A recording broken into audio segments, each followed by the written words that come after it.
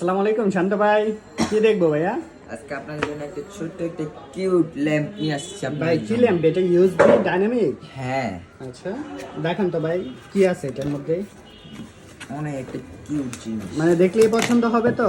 দেখলে পছন্দ রিমোট হবে। আছে নাকি এটার মধ্যে? হ্যাঁ, রিমোট আছে। রিমোট দিয়ে কালার চেঞ্জ করা যাবে? এই যে RGB ডাব্লু অন অফ থেকে শুরু করে সেটিং, এখানে অপশনগুলো পাচ্ছেন। আর মূলত ল্যাম্পটা হচ্ছে এই যে ভাইয়ার হাতে যে ল্যাম্পটা কিভাবে চলে সকল কিছু দেখে দিব আজকের ভিডিওতে।